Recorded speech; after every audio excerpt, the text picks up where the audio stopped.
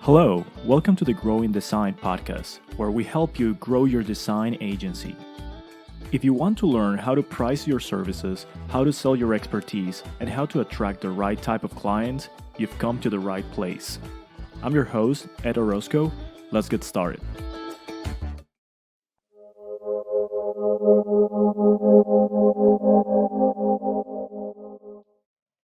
Hello. Welcome to another episode of Growing Design. Today, I'm joined by three special people. If you guys remember from a few episodes back, I had a very interesting conversation with Simon Martin, co-founder of Resonant Design.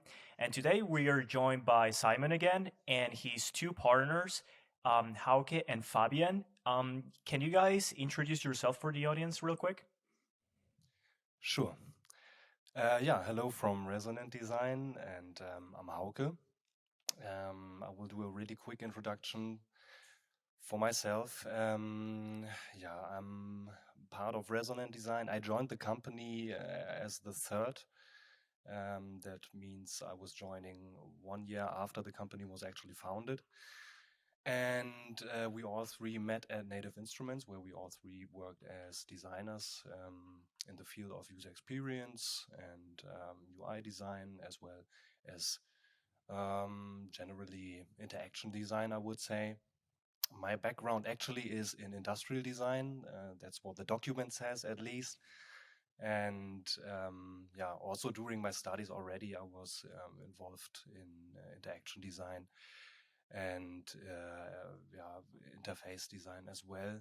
And that's when I decided I want to work in this field. And I was really happy that I could actually join the company, which is Native Instruments, back in the days. It's 5 years ago already. And it was kind of like a dream back in the days, because I used a lot of software of them and I was using a lot of hardware of them.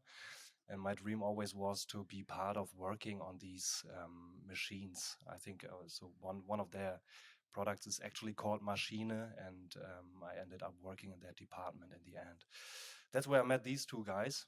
And after 5 years of Native Instruments, I guess we will get to that later. I joined Resonant Design. I'm quickly going to fix our camera. Oh, yeah. Sure, Fabian, go ahead. Hello, my name is Fabian. Simon and me created the company almost 2.5 years back now.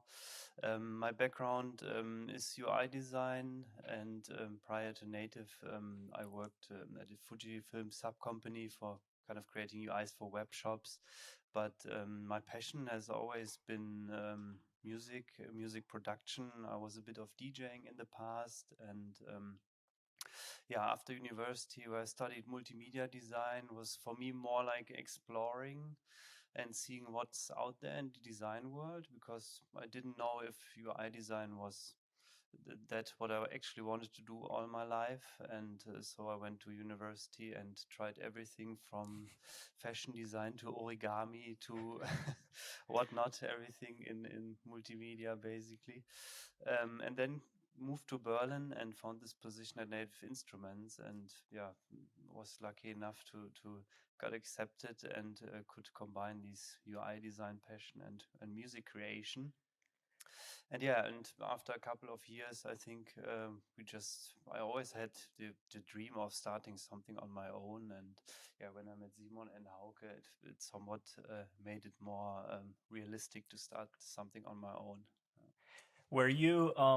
Did you join Native Instruments when these guys were already there, or did you join after they had been there around?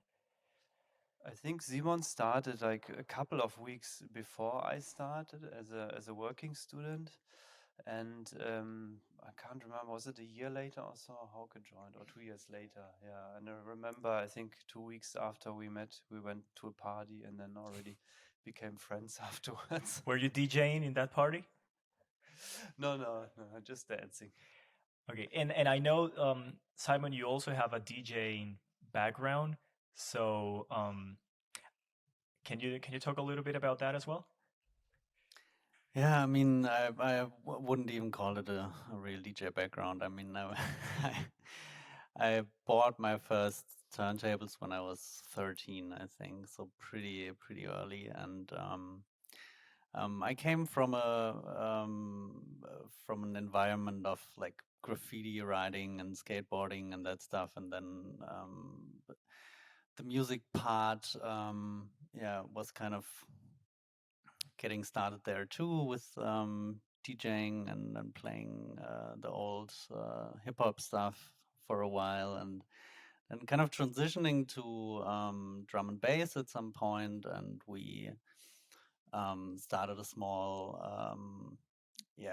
party night, a regular thing in the town I'm coming from, and had a lot of fun there. But as soon as I came to Berlin and started studying and started working at some point, this whole thing, I didn't really find the time, and also I didn't really wanted to go this professional DJing way, I guess, to spend every weekend somewhere else, and then It's a tough life. so yeah. It's a tough life. I think it's also, I mean, in general, and especially in Berlin, I think it's really tough to get the foot in the door. Could you say that somewhere as a DJ? You know, because I think it's a really there's a lot of people you meet here that want to be a DJ and want to be a producer and something like this. It's on the one hand really exciting. On the other hand, it makes it really hard, I think, to follow that route. Yeah, it's a lot easier to make a living designing interfaces. I think also, I mean, also in Berlin Berlin is a creative city, and there's a lot of people that want to get into design, and there's a lot of people that have a design background. And I think I might lie now, but I think the salaries here are not as high as they are in other parts of Germany for designers, especially because there are so many of creative people and people that are in graphic design, user experience design, people that are part of startups, and so on and so forth. All right, and speaking of startups, why don't we talk a little bit about the how the idea of starting an agency came to be? Who came up with the idea, or was it the three of you at the same time? And what was the process of setting up your company and getting your first client? Yeah, I think I will pass to one of these guys because I joined a year after. Trying to remember, it was definitely not some a quick decision or something. I think Simon and myself started talking. I guess it was kind of like after 4 years or so being at the company, mainly in the same teams and same positions, and we kind of felt like we wanted some change. And from that, there's somehow developed a conversation over the duration of maybe half a year or even longer. Um, that we either think, okay, do we go somewhere else, or what other options do we have? And we started talking about why don't we create something ourselves and start our own company. And we weren't pretty unsure, I think, if it would even work in the music industry. I mean, it's quite small. You see not many full-time positions out there. I mean, nowadays it's growing. There are more companies coming. But I think 2.5 or 3 years ago, that was not so much the case. And we just thought, I think especially because in Germany we have quite a good support from our government to start their own company. And we applied for this grant basically, where you get some money for 6 months, and used this time to set up the company, work on the concept, and figured out what we actually wanted to do. And I think in the beginning, the idea was, okay, we use our connections we have to get our first clients, and then we need to go into different directions because there will not enough work to be. And we did like vision workshops and in what other areas we could dive into, and slowly kind of the word spread around, and clients were requesting our services. And then at some point it got so much that we started talking to Hauke and said, I think we need your help. That's awesome. How did you guys? I guess that you guys had an idea of the type of clients that you wanted to work with. Did you guys throughout those early 6 months do any like research of the market, or like how did you figure out that there was an existing market and it was not just native instruments? Yeah, we did all, let's say, the basics, I would say, of starting a company. We did the business plan. We looked into the market. We looked if there's any competition, what possible clients are out there. And I can't even remember to who we reached out. But I think in the beginning it was, of course, Native was our first clients, alongside some older colleagues who left Native, who also started their own companies. And this kept us, I think, busy for almost a year, I would say, probably, because also the projects tend to usually are quite long. I would say, I think minimum is usually 3 months or something, and some run up to a year. And even after years, sometimes they still keep developing until it's released. So they're quite long cycles, actually. Was the decision to sort of start an agency, a UX agency, or was the decision more about starting something and then you figure out you wanted to do UX later on, or how, like, what was the idea behind the company? I mean, this was pretty clear from the beginning, I would say. I mean, this is what we learned. This is what we studied. This is what we worked for Native Instruments for 5 years for, and it's just what we're good at.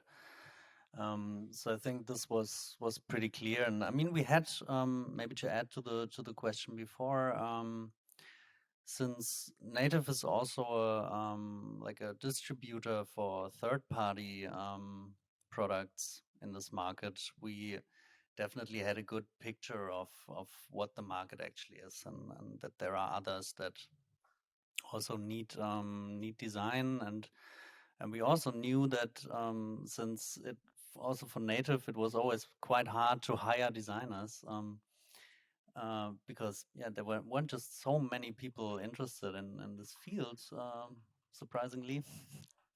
But also luckily, because we thought, okay, this is a chance for us to really get into this niche, and yeah. Yeah, so it wasn't that improvised. You actually knew you knew before starting the company that there was a demand for that it was really hard to find designers that specialize in music, and also because Native Instruments is this huge company that uses third-party software, there is an ecosystem of companies that already require the same types of services. Exactly. Yeah. Yeah. One thing I wanted to add to the question before as well, is that I think that the music market, the entire market is growing so much in times of Spotify, in times of SoundCloud. Everybody can be a producer, and there are so many young producers coming, and everybody is looking for accessible ways to create music on the computer. And I think this is also, so this was actually something that I've been researching a bit before I even joined these two guys.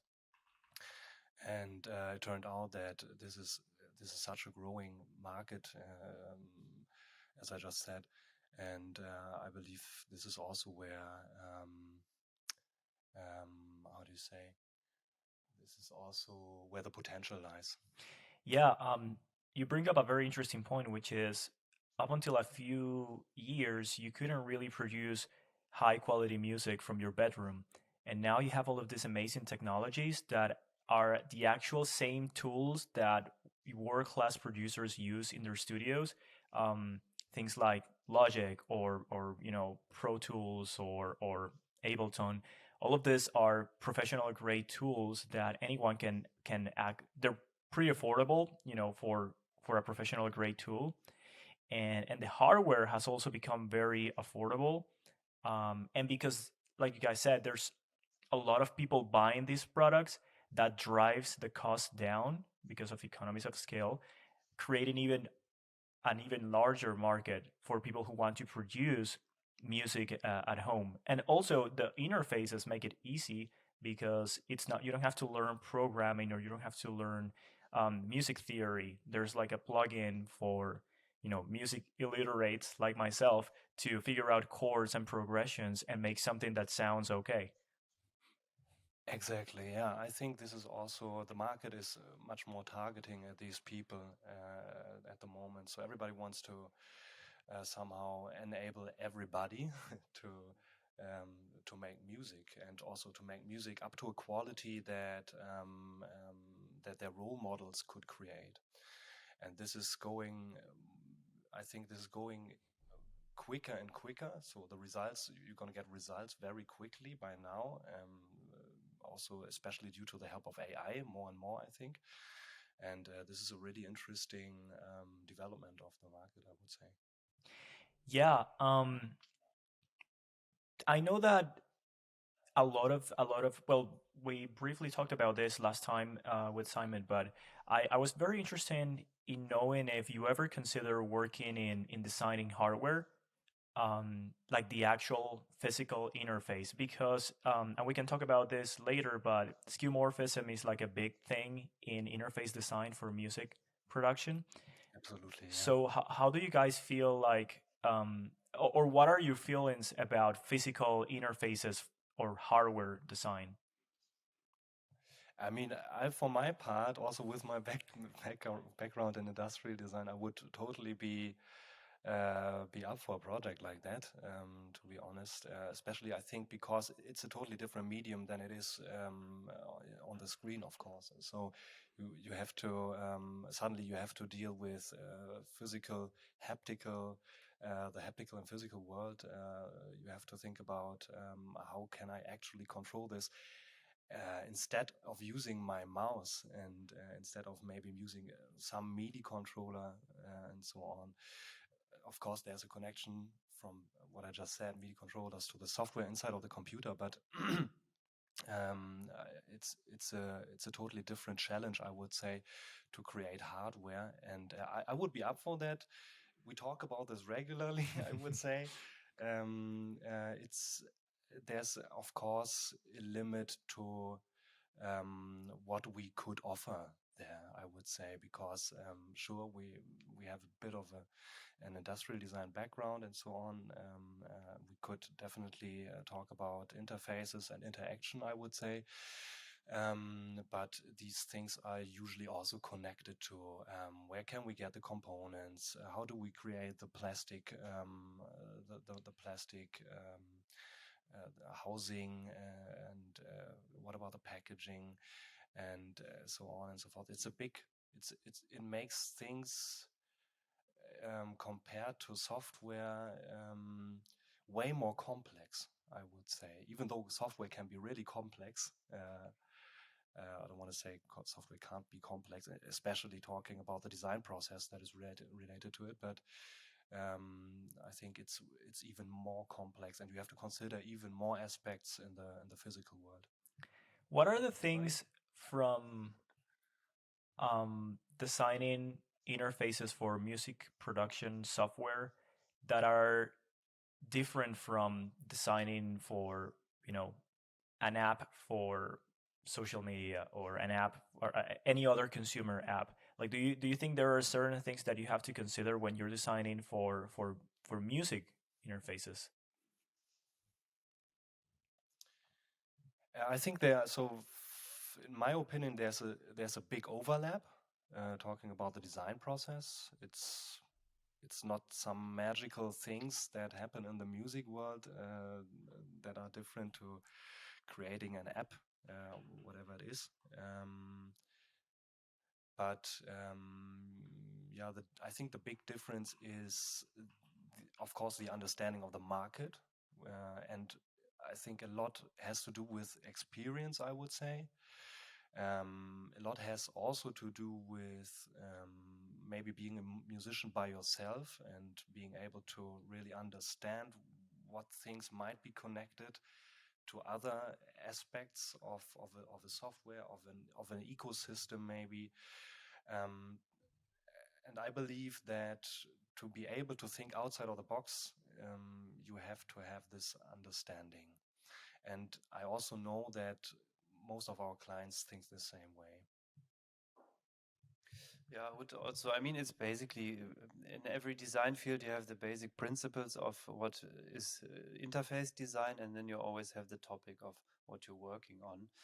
Whether it's for car design, you have to be familiar with how a car works and the concepts behind this.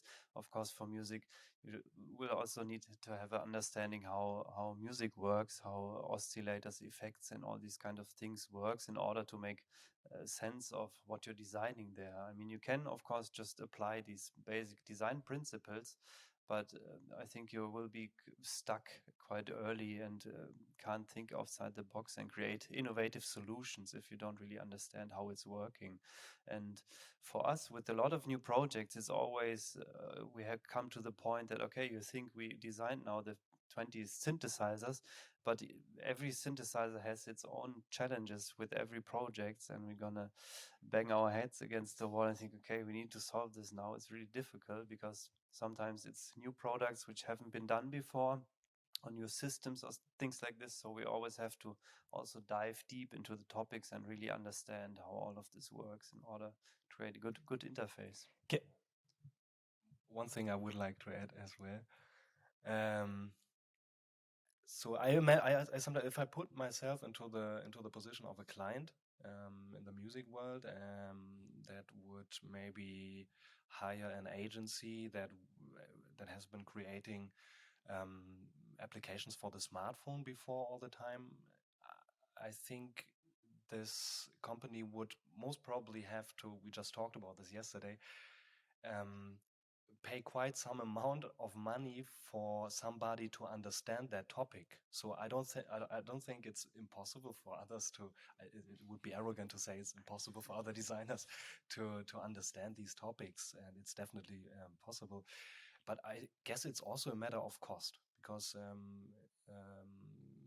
because you would have to hire an agency and pay somebody for the time to understand these things. Yeah, I was Maybe just one talking last thing. to a friend yesterday about this. He was we were talking about what's the future of UX, and I was actually mentioning what you just said, Hauke, that it's gonna be UX as a practice. The process is the same, but the expertise, the industry expertise, is that's going to determine the specialization of agencies and designers. It's like you were saying, is you need to understand what an oscillator does in order to figure out where to put it in the layout, right? Yeah, and maybe to add to this, also comparing it to maybe the web systems I was working before, the web shops prior to Native Instruments, is kind of every project is quite unique we do, and it's really hard to standardize. Maybe not workflows, but templates, for example. It's nearly impossible to make use of those because every product is so unique that you really have to rethink it from the beginning again. And remembering designing web shops, we always had some kind of templates which gave us a good foundation to start something and made some smaller changes, but that was basically it. And I think this is definitely one of the big difference here is the complexity and uniqueness of each product. What are like the typical challenges, sort of like for us to get an idea of what are the problems that you guys solve? Is it more about like where do I place every slider and every controller, or like how, like what's the structure of the menu, or like can you give me an example of like the typical challenge that you guys have to overcome when working with a new project? I think a lot of times it's because there are quite new technologies involved or new products which haven't existed before. So you can't get inspiration. I mean, you can get maybe visual inspiration, but not conceptual inspiration from other people's work. So you really have to kind of start from scratch and understand it even better. I mean, we're all not trained musicians. So let's say example for classical instruments, we really have to dive in deep into it and really make sense of it and understand it for ourselves. Now I lost the point. Yeah, I think the technology that is, I mean, a lot of software has of course has some core idea, and this can be bound to a technology, this can be bound to some sort of interaction, this can be hiding everything in the background and making something as accessible and non-technical as possible.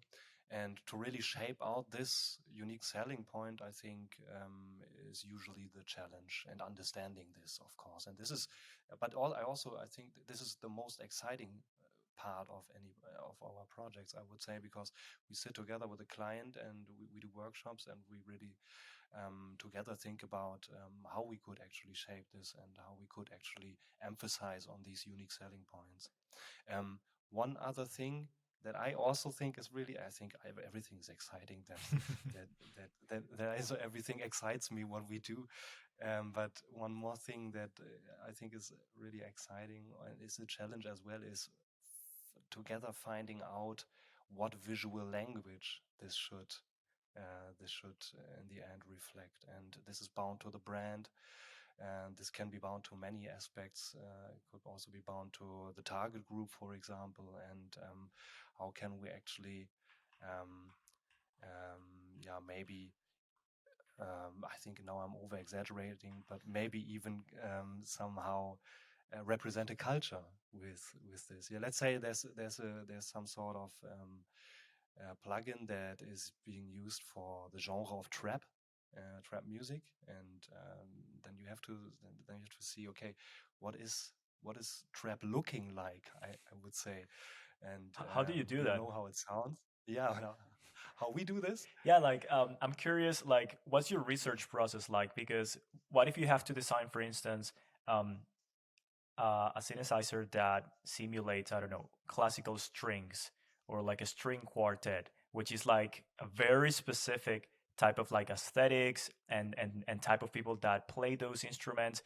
Like, how do you go about understanding what's the culture, what's the visual aspect, and how do you like abstract that and put it into your design? Yeah, I think the strings is a good example because I did a string library on orchestral series, and I was at the same problem because you just don't want to show a picture of a violin on the interface and make it a bit more exciting. And then I started actually really understanding how is a violin even made? What does it consist of? What wood do they use? Why does it have the shape it's using? And then you come to the point, it's actually using golden ratios and Fibonacci spirals everywhere, and you start to connect the dots to use the language a violin uses, but put them in a slightly different context, and maybe create icons who use the same language or materials or colors, and then you instantly have these kind of connections or can evoke this emotion without actually showing this. And I think this is kind of I would say, kind of a standard process to figure out, or to not digest, to extract everything what belongs to this topic or instrument and see what is constructed out, and then taking these parts and reconstruct it again. Yeah, that's what in design I think is called deconstructing, right? Which is you analyze something that already exists, and then you extract sort of like the signifiers and the different characteristics and try to apply them not in a literal way, which would be just drawing a violin, which would be lame, but actually taking a look at each one of the details and how initially that, for instance, in the case of the violin, how the violin was designed and what was the context when the violin was designed, which was, I don't know, hundreds of years ago, and then applying the same principles into the new software. So there's going to be a resemblance that's going to connect it to the history of the instrument without being too literal. So actually advancing the design of that object. Yeah, exactly. You kind of want to transport it into the current day as well. It's like reverse engineering, I would say, right? Yeah, and I mean this is another point, I guess, that makes designing music software so special and so different to other software, right? I mean, we barely use any like stuff like material design or these pre-made things, like, because it's always custom solutions, and this is what really makes every project in the end so unique and so special. What tools do you use when you're designing? Like, because it caught my attention that you don't use these pre-made libraries that every other UX and UI designer use. So, like, what's your actual like? Do you use Figma, Photoshop, pen and paper? I mean, it's mostly Figma nowadays, but Hauke still loves using Illustrator. I love it. Yeah, of course. Illustrator has so many more options, and you will get your results so quickly. It's like an Adobe commercial now, right? And yeah, so I really enjoy using Illustrator still. And I know designers in our field that actually only use Illustrator still. Yeah, I actually now I feel a bit old school. Yeah, but I think I'm so what I also do and what I also like is getting away from the computer. I think every designer says that it's important to get away from your computer and just draw a couple of pages in your sketchbook. Uh, if it's about icons, if it's about getting familiar with the topic, if it's maybe about understanding a layout and putting in all the components also. This is another tool I would say, mostly Figma, and around this a lot of 3D 3D software as well, for just because you get the smoother surfaces for smoother gradients, nice textures. What do you use for that? Um, We mainly use use Blender. he's the 3D guy. Yeah, I used to do quite a lot 3D in the past, and at some point it was at Native I got introduced into Blender and fell in love with it because it's a great tool. And yeah, it makes. I mean, I have a personal interest, I would say, and also kind of the same, like analyzing how materials work, how textures work. And I think in the 3D space you can really quickly iterate on some ideas you have, and you get this kind of quality which is hard to emulate when you recreate it in Figma or Illustrator. And so a lot of times we can just use it as kind of a blueprint to get like an visual idea and then recreate it in Illustrator or Figma, to just to have this kind of complexity real objects have. Right, when you do something, when you do a gradient in Figma, you have a color from top to bottom. But when you do this gradient in Blender and have maybe 3 or 4 lights, you all of a sudden have very subtle changes in all these areas, and that makes it really interesting. That's very interesting. So you guys model the piece in 3D to see how the light impacts the surface and what the texture looks like on different lighting conditions and different angles. Then grab screenshots or exports of that in JPEG or PNG, bring that to your 2D designing tool, whether that's Figma or Illustrator, and from there try to recreate it in a 2D sort of like way. Yeah, yeah. I would say, I mean, a lot of times, I mean, a lot of people also use, let's say, a bit older technology where you actually use PNG sprites. So you have a knob, and then for every state, you have a single image. I think it's quite common still in the gaming industry, or was at least, to use these kind of image sprites with different states. And then we would actually also just render the rotation of a knob or a slider and render the separate images out. But now, since more and more software is scalable and use modern frameworks where they can use vector images, we somehow have to recreate them. Yeah. Yeah, when you're designing these interfaces, do you have to account for different resolutions? Because I'm thinking if it's a PNG or if it's a bitmap, you're not gonna be able to scale it to different resolutions. Like I have a 4K monitor and some apps just look tiny or pixelated. Like how do you deal with that if you're mostly working with render graphics? I would say a lot of instruments are not scalable. And I would say that, I mean, the trend, of course, is to having more software scalable. Some use just like steps of resolutions, like 50%, 100%, 150%, and then can provide different assets for that. But I would say most of our instruments now have the availability to being scaled freely, and then it just have to be vector graphics. And you achieve Or- that with 3D graphics? So it has to be 3D, right? No. Then we would just use this as a base for the visual design and recreate it in vector. Uh-huh. Okay. I think what I'm really happy to see is that a lot of plugins more and more get coded. So it's not that.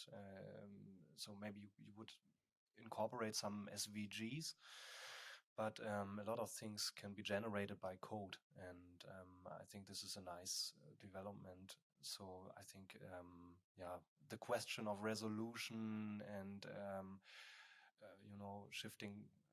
putting pixels in the exact right position and so on will not play an actual role anymore anytime soon. Yeah, I hope, because I use, I don't know if I told you guys, I definitely told Simon I play guitar. I don't know if I can get the autofocus to. That's my guitar. And Yeah. and sometimes I use audio simulators to for amp sounds, and usually they are not scalable. It's like you said, it comes with two predetermined resolutions, 50% and 100%. And if none of those work, then you're screwed. Like, So you end up the plugin being either too big or too small for your screen or for your eyes, right? yeah, exactly. So it's very This annoying. is not accessible. No, it's like it's 2021. It's time to catch up. Yeah. I think a lot of this comes from software being developed over a long period of time, and they have quite, I would say, strict, how do you say, rules how they need to be used. Imagine Madonna uses, or a keyboard player of Madonna uses the software on stage in front of 1 million people. It just have to work. It's not supposed to crash. And I think this is, it's to some degree and to some use cases more important than having the software scalable or flexible. And I think there has been put a lot of focus on stability, audio quality, which are, of course, very important facts. But I think the more the consumer graphic or the consumer apps get well designed, the audio industry needs to catch up and also be good designed. Exactly, and this is, I think, a really important point. People are so much used to design patterns that they see on their phones, right? And I believe that a lot of these people would also expect this happening inside of their computer on desktop, right? Talking about animations, talking about scalability, maybe even responsive design also, and yeah, I think it's just it would just be contemporary to also consider these aspects. Yeah, Jacob Nielsen says that your users spend most of their time using other people's software. So when they get to your software, it better works the way they expect it to. Sure. You mentioned Madonna's keyboard player playing in front of thousands of people. Um, what are the considerations when you're designing a software or an interface for the stage? And we're talking about specific lighting conditions, strobing lights, or very dark stages. How do you design for those situations? This is a good question. I think so. We, of course, try to consider some of the aspects that are related to this, I would say, such as color blindness and so on. The primary use case that we are designing for usually is working inside a studio. So yeah, this is also why a lot of clients we would collaborate with decide for a rather dark interface and not for bright interface. It would be fatiguing to your eye if you stare at this for I don't know how long in your dark studio, right? It to be honest, I've never been designing for something in the digital world, at least, that needs to work in a concert environment, as you just said, strobo light or something. And I'm currently thinking, what would that mean to a software? That's actually really interesting. This is a really interesting question. I think what to finish this. I've been also working on hardware native instruments, and there the use case of being on a festival usually was a really thing that we needed to take into account, and therefore we of course had a look at the contrasts on the screens of the hardware, and of course checked that this would also work if some sun would shine on it, so it would go black and white, for example. That's so interesting because sometimes in festivals, it's summer. When people used to go to festivals, it's summer, super bright light, and the reflection and the glare on your laptop is gonna be super hard to see what's going on. Yeah, I guess, I mean, for me, this is, although we haven't been in the situation to design for these situations, but I think you could, like a general answer would be just I mean, going with this human-centered design principles is just like getting into the situation, like watching people in these particular situations, talk to them, see what their needs are, and obviously test a lot. I mean, this, I guess, the universal answer for this. That's very interesting because it reminds me when you were saying about designing a plugin or an application for trap music. You have to observe what's the situation, like what's the aesthetic of the environment, how people behave, or what's sort of like the subculture within that music, right? Yeah, definitely. I mean, I guess we can already see quite a trend in really reduced complexity of the products we're working on, right? It's getting more and more simple, and really for people that want fast results and don't want to go into editing like crazy, and this is really really a thing we can see, right? Yeah, I think so too. And also what I see is that, especially in these situations, onboarding the people into a software, which is so common in so many different environments, happens more and more in this field. So I believe UX is somewhat arriving, and the understanding of user experience design, and the understanding of being accessible, and the understanding of um, yeah of not creating a cognitive overload in your software, really gets more and more, I would say. How do you go about testing your designs? Because I guess when you're testing it, the prototype needs to do things that Figma cannot do, like modify an audio wave or apply an effect or process a signal. Do you usually collaborate with developers, or how do you go about testing the design? Yeah, a lot of times our clients already have prototypes in place, or functioning software, even maybe on a basic level. So this really helps to get the first idea from other users. But a lot of times we also just test with usual Figma prototypes for general workflows, and see if people get along inside the interface, if they have any problems there. But I would say it's definitely quite some work always involved to have actual usable software which can be tested.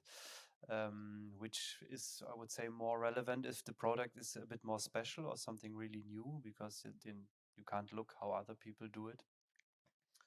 But of course, yeah, we try always to get it in front of a few people and see how it works. Yeah, so for my part, I would actually like to test even more. And I think currently also maybe test some things in a really early stage. And unfortunately, this is not possible from face to face at the moment. But yeah, I think this also has to be, of course, desired with by the people that you work with, right? And yeah, but we're trying to establish this as much as possible. Yeah, I guess it's also our duty to educate a bit in this regards. Like we always try to tell people to have some more budget for testing and everything, that it will be worth in the end. But yeah, you're totally right. Like most of the tools aren't really made for this kind of stuff, and we have to get creative a little bit. Sometimes we also use After Effects, for example, and Oh, that's cool. to bring in some motion, and yeah. Do you ever use Always a bit of a hassle. do you ever use the hardware that you have in the background, all of the synthesizers, to like test concepts or like figure out or imagine how something would look? Not really, I would say. I mean, I mean, there's the big difference coming into play between hardware and software. And I mean, you can have some orientation, or have a look at how workflows or stuff is solved on these machines, but it's so different if somebody has like one hand for a mouse and one for a keyboard, or a MIDI controller and doing something on a screen. So yeah, or do you? I mean, the hardware in the background mostly is being used for making music on Friday nights. It's But actually of used course, for we that. from yes, yeah, but of course, from time to time we have a look at how maybe parameters are interconnected and work in conjunction. And sometimes, of course, screen workflows might be interesting to discover a bit. Yeah, but I think for most of the hardware, I can even tell it from the top of my head. Anything? What I wanted to add is that this is also, I would say, also the interesting or some interesting projects if people want to recreate software synths from hardware. And a lot of times we see just bland copies of what they have on the hardware to an interface, but actually there's so much possibility you have there, because stuff you can't do on hardware you can't do in software, and vice versa. And I think it's also always the challenge for us if we work on a project like this, that how can we translate some of the features and make them much better usable on software. Because instead of 4 sliders, for example, for a tech curve, you can use like an XY pad or whatever you have on software. So it's much more options, and maybe some are more suitable. And it's super interesting. Where do you think the field of UX and UI for music is going to go in a few years? Or what's the direction this is going to take?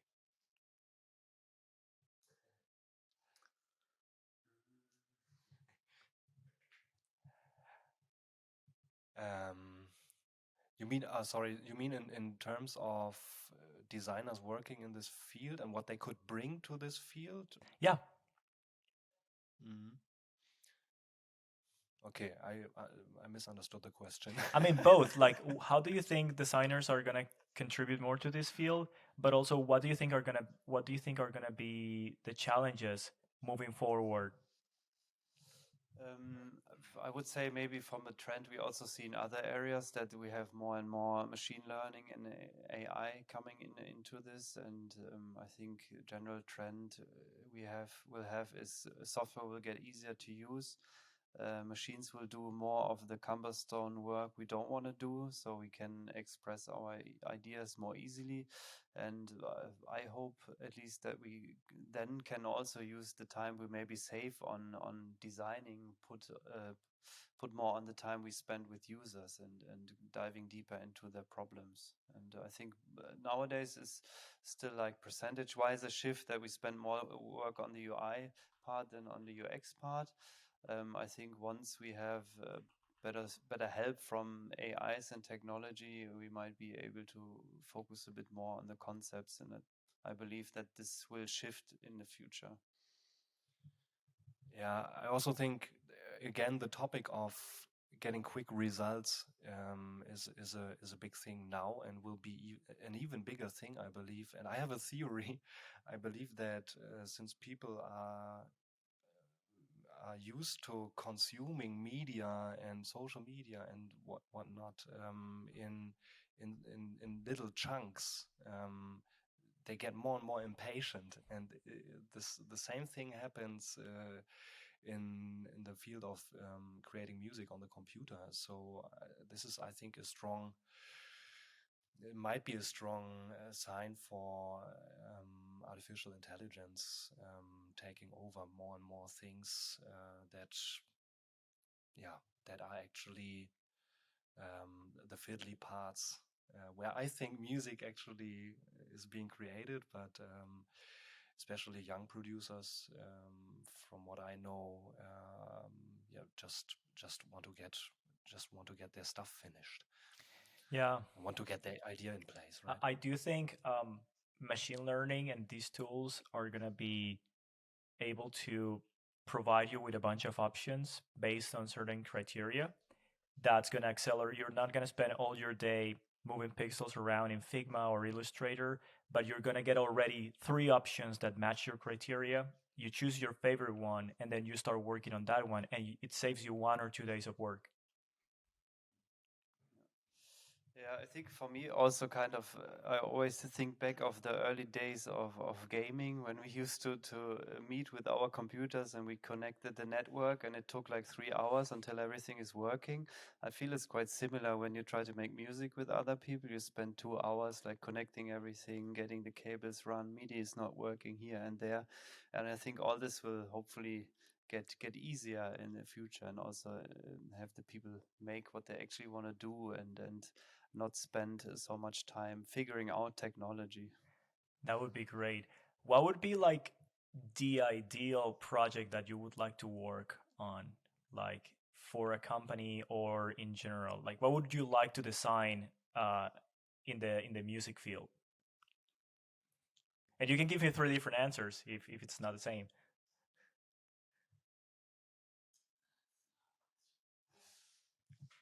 I mean, I would honestly say that we are already working on these products. It's for me, it's hard to really define it. I don't know. Yeah, I mean, I'm always happy to hear about like kind of new concepts, really new instruments, not the stuff that is, I don't know, that I mean it's already a quite saturated market and in some areas, and still there's plugins coming out or instruments coming out that are actually already existing for a while, and like new concepts. Yeah, I think there's already innovation happening a lot to some extent, but I for my part, I'm kind of waiting for the big banger that is changing the market, to be honest. And I would be happy to work on something which is really which is really experimental. Maybe it's connected to VR. Maybe it's like some sort of exploration where the music industry actually might go some more research related topics maybe. I think we're all secretly waiting to justify to buying some VR glasses. I think I would also be super interested in that alongside also just creating some iPad apps or something. We haven't done that in the past, and because it just has different interactions. And I think, I don't know, since I'm a sucker for ambient and drone music, I think everything which is related to that instrument would be great too. Yeah. Yeah, I was surprised to hear from Simon last time that you haven't really designed for touch screens. And I thought there's so many possibilities because the touch screen is like one layer closer to working with a hardware instrument. Yeah, that's very true. And I think a lot of instruments on the iPads miss the point or make not use of these interactions, because once you try to moving a knob with your finger on the iPad, you realize it doesn't work. Do you go in a circle, or do you go left, right, up, down? And so this, I think there's a lot of opportunity for trying out different concepts, and that would be super exciting. Yeah, maybe go beyond the metaphor of the slider and the knob that we've been using for so long. Like there's so many things that multi-touch allows you to do that I think are not being explored. Again, because we're still trying to like bring all that baggage from the hardware world. All right, guys, it's been super amazing chatting with you.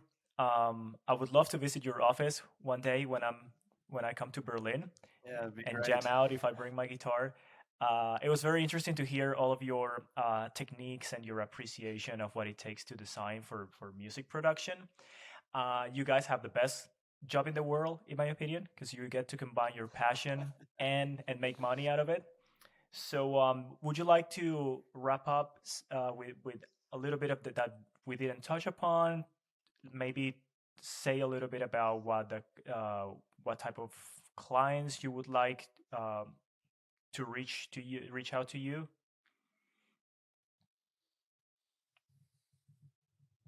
None in particular, I would say, but everybody. I mean, we just said that maybe it's going to be interesting to work on something more experimental. If there's somebody um, who who has a pretty new idea and who's convinced this is gonna hit the market, I would be definitely up for researching a bit around that and validating some other points maybe. But I can't think of any particular company I would now name. Any of you? No? Well, that means you're doing exactly what you should what you're supposed to do, what you should be doing. Yeah, Um, yeah, I would say so. all right, cool. So again, it was a pleasure talking with you. It was so interesting. I had a lot of fun learning about Likewise. how you do things. Um, where can people go to connect with you, or maybe hire you, or just say hi? Best would be our homepage, I would say. On our homepage, resonant.design, you could also have a look at what we offer and how we work. And there's a nice picture of the three of us. And yeah, I mean, yeah, people connect to us on Behance, people connect to us on LinkedIn, some over the homepage. There's different channels. I would say best might be the homepage and just mail us. All right, sounds great. Well, you guys, I hope you have a great rest of your day. It was a pleasure. And yeah, that's it Same. for this week. Thank you very much. Thank you. Thank you. Bye. Bye bye. Bye.